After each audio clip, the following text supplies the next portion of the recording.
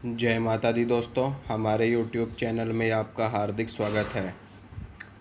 दोस्तों, जैसा कि आप सभी लोग जानते हो 21 जून 2020 यानी कि कल के दिन सूर्य ग्रहण है। और इस ग्रहण में मैं आपको आज एक उपाय बताने वाला हूँ।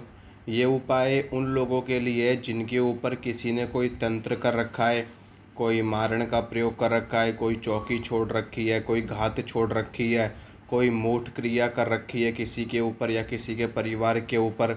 चाहे वो आपके शरीर पे कर रखी हो, चाहे वो आपके परिवार पे कर रखी हो, चाहे वो आपके कारोबार पे कर रखी हो, नौकरी पे कर रखी हो।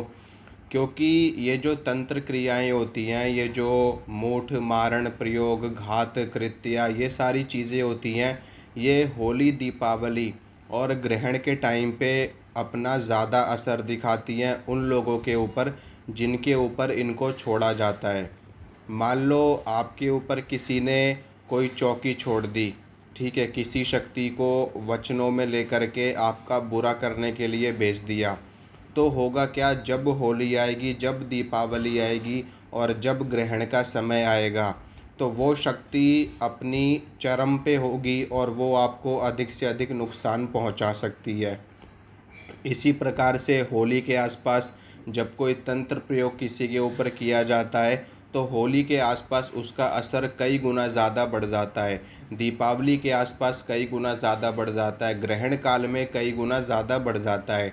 जिस तरह से ग्रहण काल तंत्र साधना के लिए अच्छा माना जाता है, मंत्र सिद्धि के लिए अच्छा माना जाता है और विशेष रूप से शाबर मंत्रों की सिद्धि के लिए बहुत अच्छा माना जाता है और कई प्रकार की तंत्र साधनाओं के लिए भी अच्छा माना जाता है। उसी तरह से ये जो नकारात्मक शक्तियाँ होती हैं, इनका प्रभाव भी अपने आप में बढ़ जाता है और ये लोगों को अधिक से अधिक परेशान करने में सक्षम रहती हैं, क्योंकि इनकी शक्तियाँ कई गुना ज़्यादा बढ़ जाती हैं। तो इनमें से कुछ एक लक्षण मैं आपको बताता हूँ तंत्र के। जैसा कि आपको हमेशा अचानक से ऐसा महसूस होना कि जैसे कोई आपको धक्का दे रहा है, जैसे कि कोई आपको स्पर्श कर रहा है। आपको अचानक से आपके कलेजे में दर्द होना, आपके सीने में दर्द होना, अचानक से आपके हाथ पैरों में दर्द होने लगना, अचानक से आपके सर में बहुत तेज़ दर्द होने लगना, अचानक से आपको ऐसा महसूस हो रहा हो कि जैसे आपको कोई पीछे से धक्का दे रहा हो। सोते सोते एकदम से आपके ऊपर दबाव पड़ना, जैसे कि कोई आपके ऊपर बैठा हुआ है और आपको मारने की कोशिश कर रहा है, ठीक है। सपने में जब आप सो तो आपको रात में आपके साथ गलत गलत चीज़ें होना और जब आप सुबह उठो तो आपसे उठा ना जाए, आपका शरीर ऐसा लगे जैसे कि बहुत ही ज़्यादा किसी ने पिटाई करी है, ऐसा आपको महसूस हो। और इसके अलावा, क्योंकि देखिए दोस्तों, ये जो तंत्र होता है, ये जो चौकी होती है, घात होती है, ये भी बहुत तरह की होती है, ठीक है, बहुत तरह की होती है। कोई कोई प्रयोग तो ऐसे होते हैं जिनमें तुरंत के तुरंत व्यक्ति की जान ले ली जाती है इन तंत्र के प्रयोगों से। कोई प्रयोग ऐसे होते हैं और कुछ प्रयोग ऐसे होते हैं जो आपको तिल तिल करके मारते हैं, यानी कि 2 साल 10 साल 20 साल में आपको निचोड़ देंगे बिल्कुल। मतलब कि ना तो आपकी जान जाएगी, लेकिन आपका जीवन भी ऐसा किसी मरे हुए व्यक्ति के समान ही हो जाएगा। और इसके अलावा भी कुछ प्रयोग ऐसे होते हैं जो सिर्फ आपके शरीर पे नुकसान करेंगे, यानी कि आपके शरीर को नुकसान पहुंचाएंगे, आपके शरीर में बीमारियां पैदा कर देंगे, ठीक है। आपको अटैक आ सकता है, आपके पेट में ट्यूमर बन सकता है, आपके सिर में ट्यूमर बन सकता है, यानी कि आपको लकवा मार सकता है और तरह तरह की चीज़ें, मतलब बीमारियां आपके शरीर में बन जाएंगी अपने आप। और कुछ प्रयोग ऐसे होते हैं जिनमें सिर्फ आपके काम धंधे को बांधा जाता है, आपकी नौकरी को बांधा जाता है, आपके कारोबार को बांधा जाता है। तो जिस जिस जिस रूप से तंत्र को किया गया हो, यानी कि जिस लक्ष्य से तंत्र को किया गया हो, अगर उसने आपके काम को बांधा है तो वो तंत्र सिर्फ आपके काम को खराब करेगा। आपके शरीर को कोई नुकसान नहीं होगा, लेकिन आपके काम को बिल्कुल ख़त्म कर देगा, आपको बिल्कुल राजा से रंक बना देगा, आपको सड़क पे ला देगा। तो इसी तरह से अलग अलग प्रकार के तंत्र होते हैं। तो मैं आज आपको एक प्रयोग बता रहा हूँ। अगर आपके ऊपर किसी ने तंत्र प्रयोग किया है, किसी ने कोई चौकी छोड़ी है, तो इस प्रयोग को करके आप अपने आप को सुरक्षित कर सकते हैं। आपके ऊपर उस चीज़ का असर इस ग्रहण काल में ही ख़त्म हो जाएगा और वो चीज़ अपनी जगह पर, जहाँ से वो चीज़ आई है, वो चीज़ वहीं पर वापस चली जाएगी। तो इस प्रयोग में आपको करना क्या है, मैं आपको बताता हूँ। देखिए, आपको 5 प्रकार की मिठाई लेनी है, ठीक है। 5 प्रकार की मिठाई लेनी है आपको, और 2 जायफल लेने हैं, 2 नींबू लेने हैं, 7 बतासे लेने हैं, 2 लौंग लेनी है, 2 इलायची लेनी है, 1 चुटकी सिंदूर लेना है आपको, ठीक है। 1 चुटकी सिंदूर ले सकते हो, या फिर सिंदूर की जगह आप लोग कुमकुम भी ले सकते हो, और 1 लेना है आपको सूखा गोला।